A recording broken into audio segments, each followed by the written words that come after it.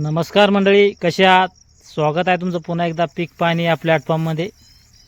आणि आज आपण शिरसवाडी गावामध्ये आपल्यासोबत शेतकरी बांधव आहे. त्यांचा या ठिकाणी गहू होता खूप मोठा, बघू शकता. आणि अचानक आलेल्या पावसामुळं त्यांचा गव्हाचं खूप मोठं नुकसान झालेलं आहे. प्रत्यक्ष आपण त्यांच्याकडून जाणून घेऊया की त्यांचा गहू किती एकरमध्ये होता आणि आणखीन कोणते पिकाचं त्यांच्याकडून नुकसान झालेलं आहे. दादा, पहिलं तुमचं संपूर्ण नाव सांगा, गाव सांगा, परिचय द्या. सुभाष भागुजी सुपारकर, राहणार जालना. आणि जमीन कुठे तुमची? शिरसवाडी. शिरसवाडीला. तर गहू किती एकरमध्ये होता तुमचा? 3 एकर मध्ये होता. 3 एकरमध्ये होता. अचानक पाऊस आला. हां, तर पाऊस आणखीन वारा बी होत्या काय? वारा गारी बी होत्या. त्यांनी सारं झोपलं ते गहू. 3 एकर. 3 एकर किती जवळपास पाऊस किती टाईम चालू होता आपल्याकडे? 1-1.5 घंटा. 1-1.5 घंटा पाऊस होता. कशात नुकसान झालं बरं या पावसामुळं? बाजरी, कडू बी झोपला, हा बाजरी, ज्वारीचे बी कणस भिजून गेले तर थपथाप. मक्का आपल्या.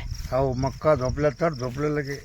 म्हणजे मोठ्या प्रमाणात नुकसान झालं समजा. मोठ्या प्रमाणात लगे तुळतुळ वाटू लागली ना. एक शेजाऱ्याची म्हैस आलती, हां तर आम्ही त्याला बोललो बी ना, असं जीवाला तुळतुळ लागली. हां, आणि आता ही जीव नुकसान झाली तर आता काय डोक्याला हाणून घ्याव. बघू शकता. नुसती एक म्हैस फिरली तर आप्पाला असं कसकून वाटलं. आणि शेजार धर्म आहे म्हणून काही बोलले नाही आप्पा.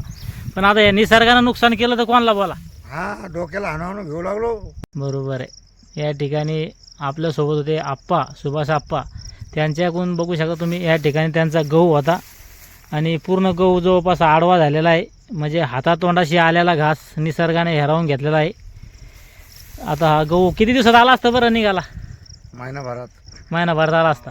हो, बरोबर आहे. म्हणजे गावाचं नुकसान झालं पण सगळ्या शेतकऱ्याचं या पावसानं फटका बसला आहे. आणि म्हणजे जालना जिल्ह्यातील जालना तालुक्यामध्ये व संपूर्ण ज्या भागात पाऊस पडला त्या भागात सरकारनं भरीव मदत करावी, हीच शेतकरी बांधवाकडून अपेक्षा आहे. काय वाटतं आपण तुम्हाला, मदत झाली पाहिजे की नाही? मदत झाली पाहिजे ना, नुकसान झाली खूप.